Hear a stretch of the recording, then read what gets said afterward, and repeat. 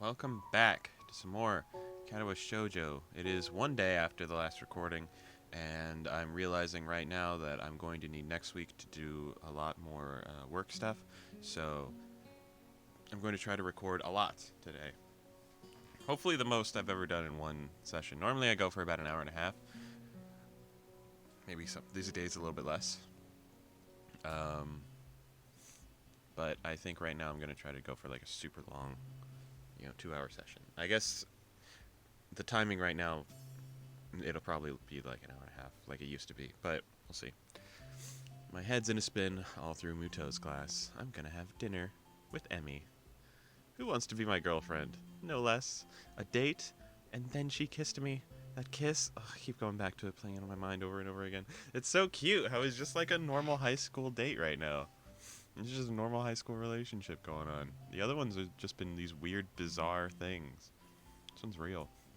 Everything about that moment felt so right. My mind drifts off, lost in thoughts of Emmy. Nakai? Hello? Seems like I've drifted a bit too far. Huh? What? Egad, you've contracted some kind of amnesia. Someone get the nurse. The class chuckles at Muto's antics. Sorry, sir. Won't happen again, alright. Oh, is he gonna become, like, really indecisive because of Emmy? Because, like, the other girls sorta wanted him to plan ahead for his future. Like, Rin was doing her future stuff. Hanako, a little bit less so, but, like, obviously Shizune was very, like, you should know what you're gonna do. And, Emmy's very the opposite, right? She's very just, like, figure it out when it happens. So I wonder what's gonna happen to Sao. Exactly. Muto brightens considerably. Well, lovely to hear. I'd hate to have my star pupil slacking off after all. That's weird that you'd say that in class.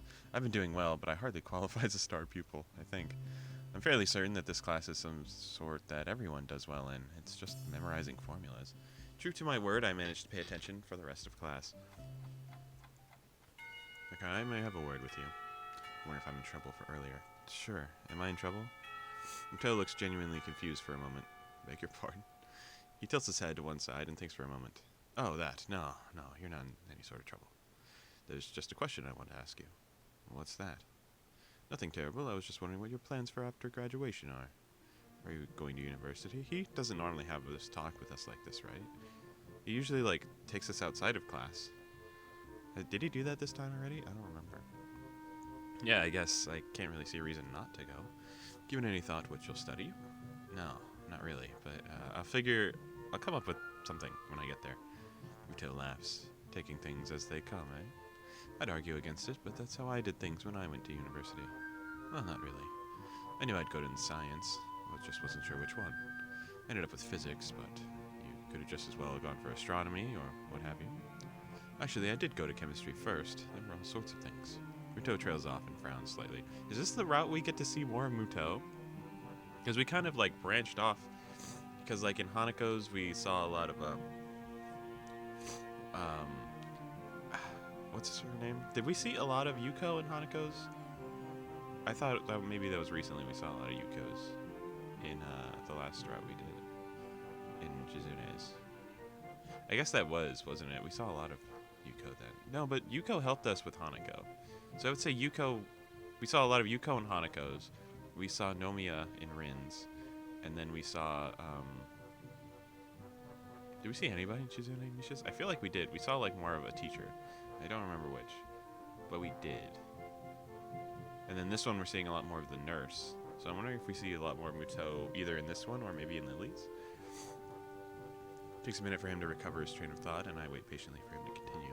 So anyway, I did a lot of physics because I had a lot of interest in that, but I wasn't sure if it was for me. So I went back to chemistry, and well, here we are, yes? He smiles at me enthusiastically as if waiting for me to confirm that, yes, here we are. Somehow, I get the feeling that Muto had a plan for this conversation, but I'll be damned if I can figure it out. I'm sorry, I'm not following you? Muto frowns and rubs his chin a bit, looking perplexed. He then snaps his fingers as if he remembered what the point of all this was. Right, yes, you. Me? Yes, you look like you should be studying one of those sciences. You're fantastic at it. Unless you'd rather go into math. Muto makes a sour face. Not a big fan of straight math. I always liked experiments more than proofs. You're saying I should study science at university? Muto seems thrown off balance by my question. Why is he only bringing this up in this route, you know? Were we not, like, amazing at math than the others? Or were we, like... I don't know. Well, sort of. You could always join the science club. Trouble is, there's not actually a science club. But there could be. You could even be a charter member. A founding father. Of course, you'd need to find other members. Well, only if you wanted to. We could just start it up with just the two of us. That's so cute. He's trying to bond with us. And, I could give you things to read, and we could talk about them, and I could help you get ready for university and such as well. Wait. Muto's rummages around in his briefcase and tosses me a book. Read that. If it's interesting, then we can talk about it. A Brief History of Time. I don't know if I actually want to read this, but Muto seems pretty excited about it. Yeah, this is really cute. Muto's actually being really, really, like, happy. We usually just see him pissed off. What's it about? Time, space, space-time, black holes and the such. And it's not that dense. Just to see if that sort of thing interests for you. You understand. Hang around after class and we can either discuss it or I can show you how to make explosives in the lab. He waves a hand at my quizzical expression. Joking, sorry. Still, I've managed to keep you here long enough for now.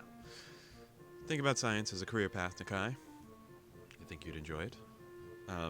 Okay, I will. Thank you for the book. I leave the classroom and look up at the clock. Quite a chunk of time to kill until Emmy's out of practice. Guess I'll give this book a look. I should probably shower as well.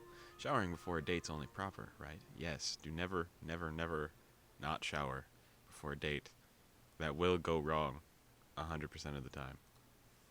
I head back to the dorms. I wonder where I'm supposed to meet Emmy anyway.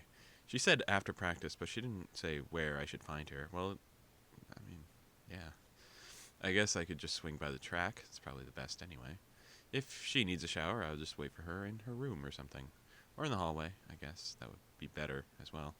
No, it wouldn't. Stay in a room, bro. Chill. Y'all already slept in the same bed. You kissed. What's the difference? I take a quick shower, remembering to take my medication once I hop out. Now, for a look at this book. What? Did we fall asleep? Did we fall asleep without going on a date? No. No, dude. No. Oh, shit. I wake with a start. Shit, what time is it? A glance at the clock reveals I've been asleep for nearly an hour. Oh. Okay. It was only an hour. I thought we woke up the next day. Oh, that would have been so bad. Holy shit, thank goodness. Ugh. Ugh. You fucking game. You do that to me. Emmy's practice should be finishing up soon. I throw on casual clothes and head for the track. Somehow I get the feeling we won't be doing anything fancy for dinner. Emmy doesn't strike me as a fancy sort of person. Still, I suppose there's a lot I have yet to know about Emmy. Despite our newfound closeness, I feel like I don't know her as well as I should. Is this the first traditional date we've gone on as well? We went looking for books in town with Hanako, and that was like the closest thing to a date we had, right? And we had like the night on the town with Rin, but again, that wasn't really a date. We were sort of just following her. We did have a date with Hanako, though. I don't know if it was like a date. I don't think we were dating yet. I think we were just out on the town. We had like desserts at that place. Shizune, no. I don't remember having any date with Shizune. Damn, this is just like the most real path. Despite our newfound closeness, I feel like I don't know her as well as I should. Oh well, I have lots of time to fix that. That's right. That's what dates are for. You know what I mean? Dates are for getting to know people. To be honest, I'm looking forward to getting to know her more. I'm so caught up in my own thoughts that I hardly register that I'm already at the track. Emmy is nowhere to be found. I don't see any signs of the track team. This could be embarrassing. I turn to head towards the girls' dormitory when I hear a shout. Hey, Sal. She's already dressed in her normal clothes. I turn around and see Emmy making a beeline with a gym bag slung over her shoulder. She's changed into some decidedly more casual clothing, a pair of shorts and an olive green top. Her running blades seem to have been replaced with more realistic-looking legs that probably won't fool anyone. Oh. Okay, so that's what those were in that picnic. Those were her real legs, quote unquote.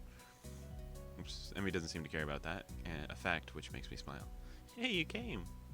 I mean, I figured you would, but still. I suddenly find myself wrapped in a rather affectionate hug, and it proves to be impossible for me to keep what must be the world's largest grin off my face. Well, of course I came. I'd be crazy not to, right? Emmy ponders for a moment. You know, that's true. I mean, I'm pretty amazing after all. I shrug in response. I certainly think so. It's an offhand remark, which is why I'm surprised to see that it seems to have caught Emmy by surprise. She blushes and smiles warmly at me before planting a kiss on my lips. Now it's my turn to be surprised.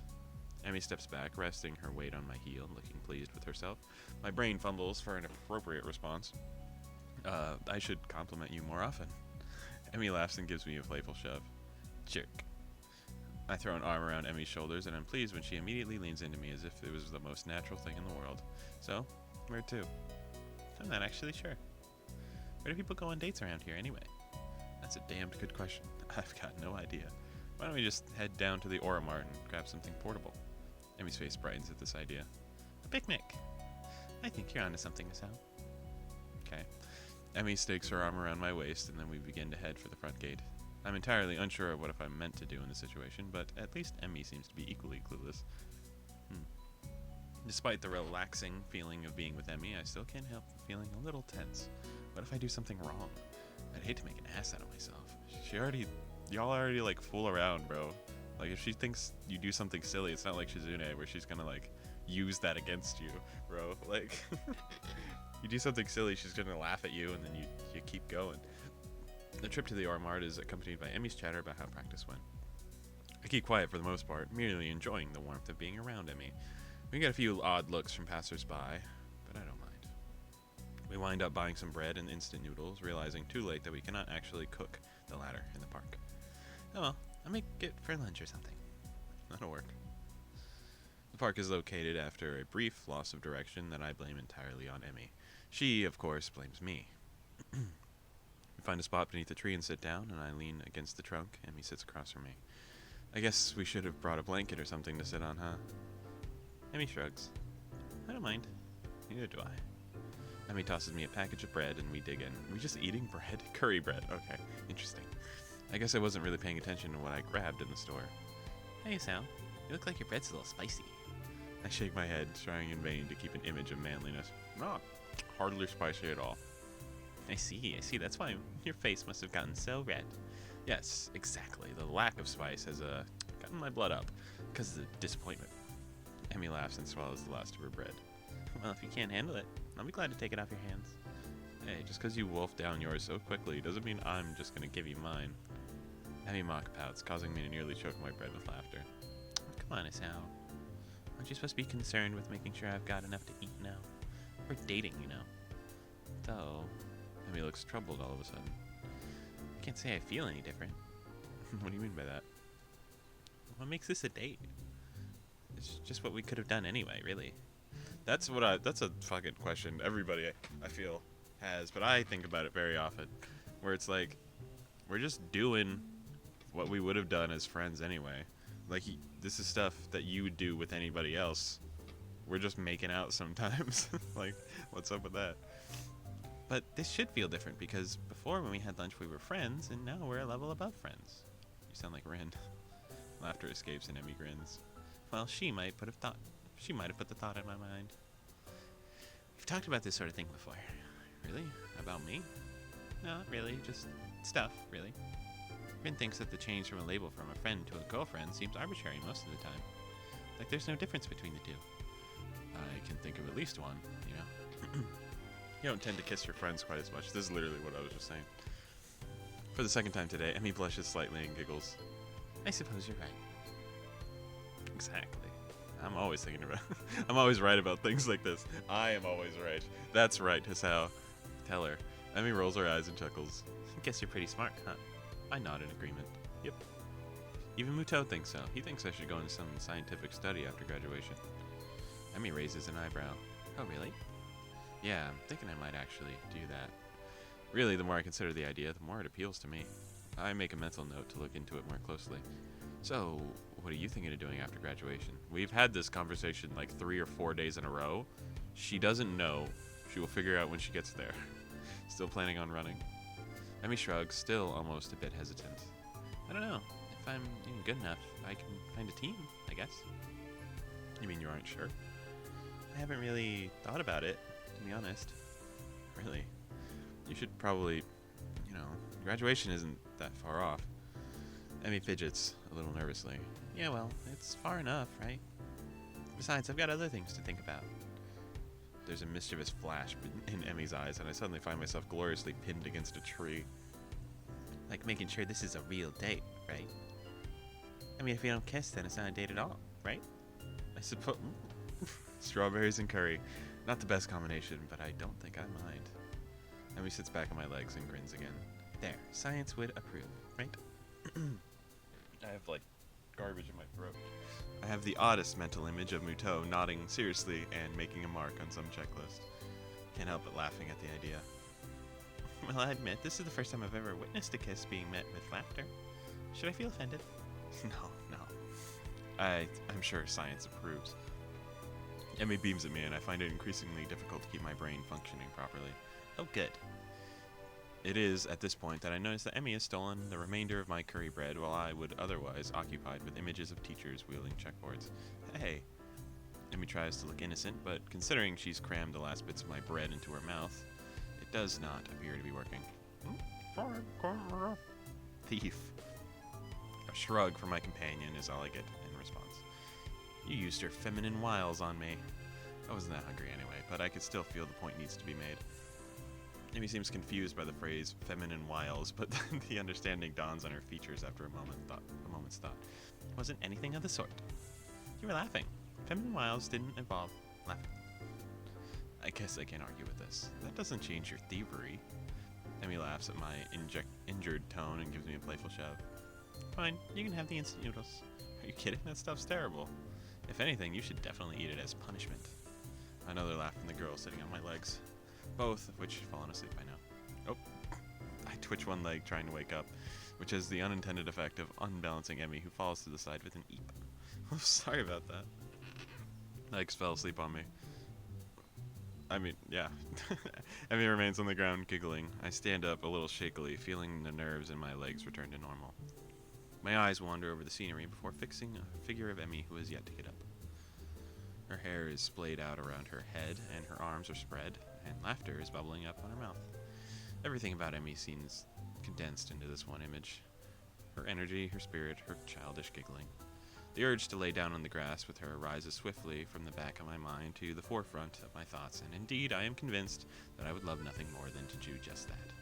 Unfortunately, the sun is set, and it's probably time for us to get back to the dormitories. Who asked, bro? Lay down!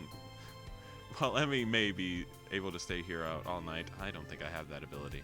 Besides, homework soon beckons. It would make sense to start thinking about things like university and slack off, wouldn't it? I extend a hand to Emmy to help her up. Should probably get going. Emmy makes a sour face. You're right. She grabs my proffered hand, and I pull her to her feet and into a hug. This time, I'm the one who kisses her, unable to resist having Emmy against me. Seems a shame to leave, you know? Yeah, it does. But if we don't get back to school soon, we'll probably get into trouble. Emmy pokes me in the ribs playfully. And you need to do your homework, I'm sure. Sadly, you're absolutely right. I throw my arm around her shoulders, and we make the trek back to school, accompanied by the occasional bouts of laughter, and our conversation jumps from subject to subject. Everything from running to school to the peculiar way that the one cafeteria worker smells. All too soon, we find ourselves outside the girls' dormitory building. Well, guess I'll be going then. Guess so, huh? Emmy grins at me again with a mischievous look. Are you going to be able to survive without me? I laugh. I'm sure I'll manage. How terrible. Aren't you supposed to say something like, I'll be counting the seconds until you're away? Nah. Based ass. So, he pulls me down in a quick goodbye kiss, then steps back looking unexpectedly shy. Thanks for dinner. Really had fun. Honestly, I did. So did I. I think we shall have to do it again sometime. Emmy laughs at my deadpan delivery and nods.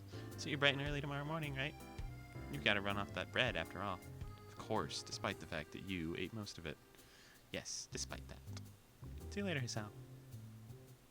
As Emmy turns to head inside, I notice something weird. Something so weird that I'm surprised I didn't notice it earlier. She's limping slightly, favoring the left leg. Hey, Emmy. Is your leg okay? Emmy looks confused, or at least fakes confusion. What are you talking about? Your right leg. Limping. There's the briefest flash of concern on Emmy's face. Either she didn't want me to know, or she didn't think I'd notice, or I'd prefer to think that she didn't realize it. Oh, that. She shrugs casually. Must have got knocked a little out of alignment during the picnic. No idea what could have caused that, of course. Think back to when I was being pinned under the tree. Ah. You should have told me. We could have stopped and fixed it, you know? Emmy waves a hand airily. Nah, it's not that big of a deal. Don't worry about it, okay, Sal? It's fine. So why do I get the feeling she's convincing herself as well as me? This is rough. Letting it rest is like letting a problem seep through the cracks. But pressing it is like forcing yourself to fix the problem, which is good, but she might not be comfortable enough to let us actually. She's convincing herself as well as me, though. Shit. This one doesn't feel good. This one actually feels like it's a 50-50. If we press it now, we might fix something. We might get somewhere. But if we let it rest, we'll let a problem chill, and that problem will grow into a bigger problem. Fuck it, we're gonna press her. Are you absolutely sure? You don't want to go ahead. It's just that I know that it sounds so aggressive in these situations. You don't want to go ahead and adjust it before heading upstairs. You could get hurt if you don't, right? I said I was fine as hell. Seriously, don't worry about it. I've got some experience in these matters after all. Yeah, I suppose so. Emmy grins reassuringly. Honestly, Asao, I appreciate the concern, but I really am okay. Now, really, I need to get going. Your attempts to keeping me around are doomed to fail. Of course. Just prolonging the goodbye, I suppose. Another grin lights up Emmy's face. Good night, Asao. Good night. As she limps inside, I find myself hoping that she's okay despite her assurances that she's fine. I think I can call this a successful first date. Hell, any day ends with Emmy pinning me under a tree trying to kiss me can't be bad, can it? I head back to my room mentally, thank the gods that Kenji doesn't ambush me in the hallway, and I get started on my homework. Ugh. I don't know if I did the right thing there. I feel bad.